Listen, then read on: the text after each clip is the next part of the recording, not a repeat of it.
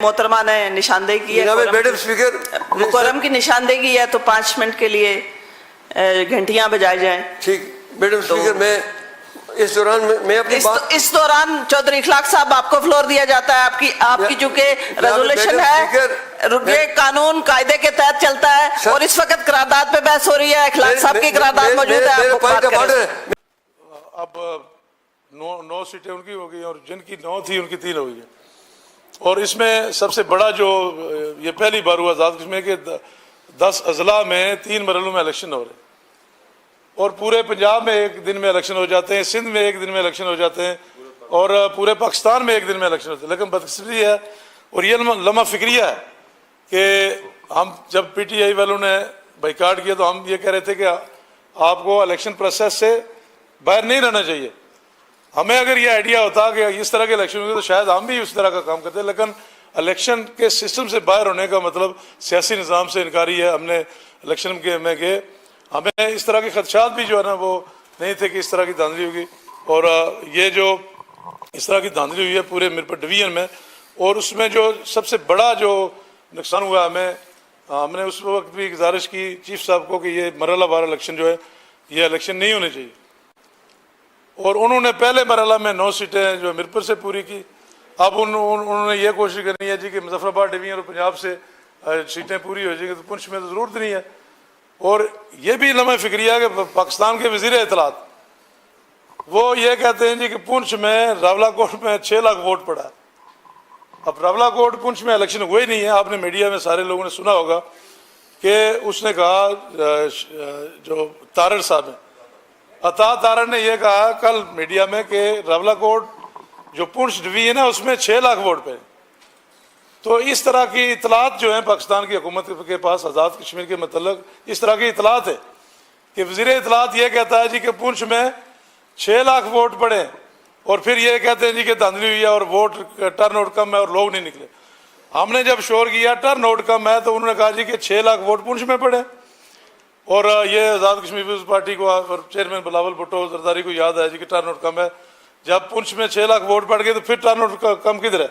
अब पुंछ के इलेक्शन तो तीसरे मरहले में अल्लाह करे वहाँ अमन कायम हो तो होंगे। और 10 अगस्त की बात है, अभी तो 2 को जो है ना मुजफ्फराबाद डिवीजन में और फिर पंजाब की माजरी की सीटों में इलेक्शन हो रहे हैं।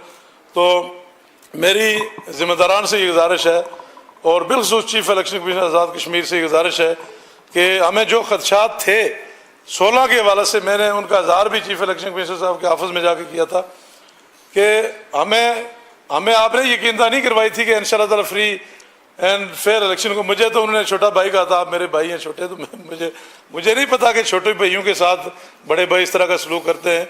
ये बड़ी अफसोसनाक बात है। और जो जिस तरह धांधली करके जिन लोगों को जितवाया गया, हमें कोई फिक्र परवाह नहीं है। इलेक्शन जीतना हारना हमारी गर्ज नहीं है। हमारी गर्ज ये है कि जो वोट ले अक्सरियत से उसको जो है मैंडेट मिलना चाहिए।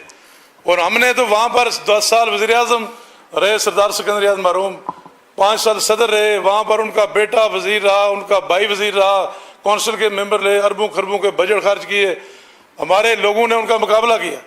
और हम अपोजिशन में हों या हुकूमत में हम उनका मुकाबला करते रहेंगे। और सिर्फ मुकाबला नहीं, इंशाअल्लाह ताला इस तरह के साम्राज्य कुफ्तों के, जालिमों के, करप्ट हुक्मरानों के कब्र तक पीछा करेंगे। हमें अपनी इस बात की परवाह नहीं है।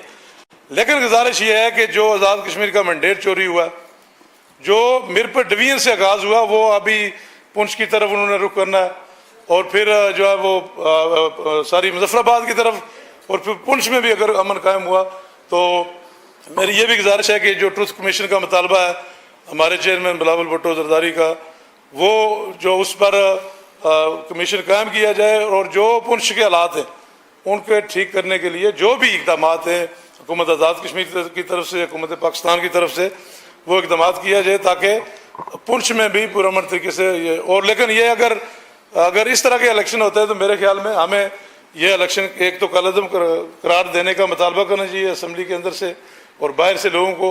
और दूसरा जो है ना, बाइकाट का तो नहीं कहता मैं, इसलिए कि बाइकाट का मतलब ये है कि हम सियासी निज़ाम को और किसी अकेली मखलूक को जो है मौका दे दें नून लीग को कि वो 50 मेंबर बना के हुकूमत बनाए और जो उन्हें मौज मिला जो कोई अपोजिशन की ज़्यादा मौजूदगी में, जिस तरह हमारा पहला 48 वोट वाला जो असम्बली का भारी मैंडेट था और अपोजिशन हमारी थी नहीं, तो कहते हैं कि खाली जगहों को गंदी हवाएं भी पुर कर लेती हैं। और फिर हमारा जो अशर हुआ आज़ाद कश्मीर में सियासी निज़ाम का, पार्लिमानी निज़ाम का, वो हमने भी देखा। और फिर मैं ये क्रेडिट पाकिस्तान पीपल्स पार्टी को जाता है, ये वज़ीर आज़म फैसल राठौर और उनकी टीम को ये क्रेडिट जाता है कि आज़ाद कश्मीर में सियासी जमातों को बिल्कुल गैर मुतलका कर दिया गया था। आज़ाद कश्मीर के अंदर सियासी निज़ाम ख़त्म हो गया था, कोई सियासी जमात जो है वो उसका फ़ाल किरदार नहीं था।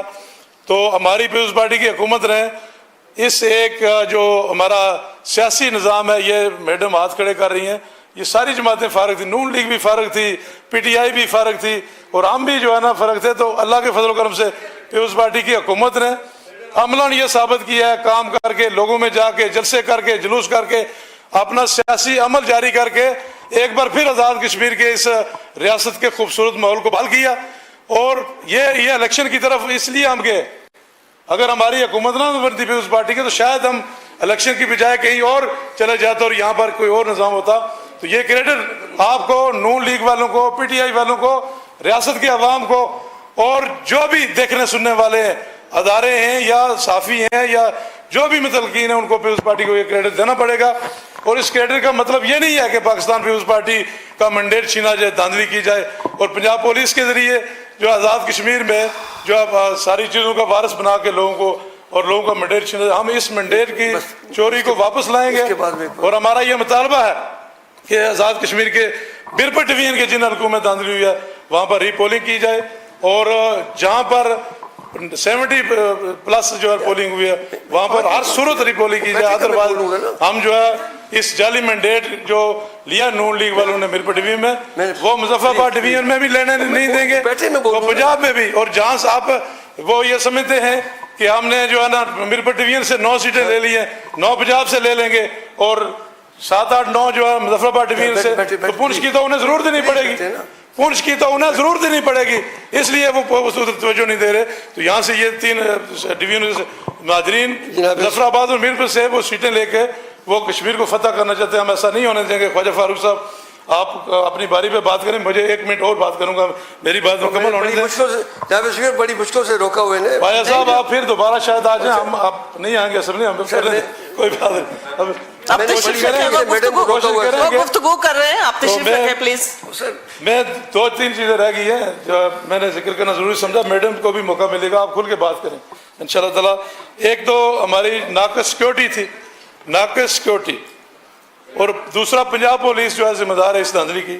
तीसरा 98% पोलिंग हुई, प्रिजाइडिंग ऑफिसर पर तशद्दुद हुआ और मोबाइल सर्विस बंद, पहले तो इंटरनेट सर्विस बंद थी, उस दिन मोबाइल सर्विस भी जो है ना वो पूरे, अगर 10 दफ़ा कोई किसी ने डायल किया नंबर तो 11वीं मरतबा मिला, तो वो भी टेक्निकल तरीके से वो भी इस धांधली की टेक्निक इस्तेमाल की, उसको भी बंद किया गया, जिसकी वजह से लोग एक दूसरे से रब्ता नहीं कर सके।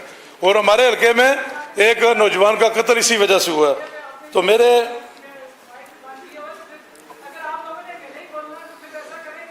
नहीं उन्हें मौका दें, मेरे बाद उन्हें मौका बात नहीं है ना, पहले आप गौरव अपना तो पूरा करें।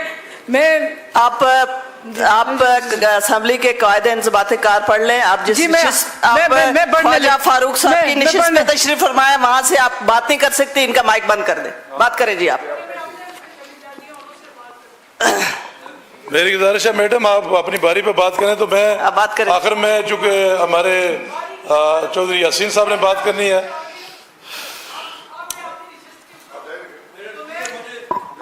मैं कायदे इंज़बाते कार के कायदा 201 के तहत इस बात की निशानदेही करती हूँ कि पहले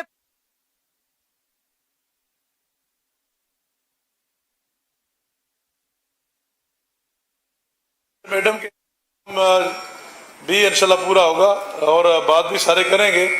तो ये आपको भी एहसास होगा, कुछ वक्त गुजरने के बाद आपको भी इन चीज़ों का एहसास हो जाएगा। कुछ चीज़ें हम नहीं समझते थे, कुछ लोग समझते थे, आज हमने समझ ली है, तो आपको भी कुछ चीज़ों की समझ आ जाएगी। थोड़ा वक्त चाहिए आपको भी। तो मेरी गुजारिश होगी कि धांधली ज़्यादा इलेक्शन किसी के लिए मुफीद नहीं है, ना धांधली जिसके हक में होगी उसके लिए और ना जिसके खिलाफ होगी। तो बहुत शुक्रिया, बहुत मेहरबानी मैडम। तशरीफ रखें, चूँकि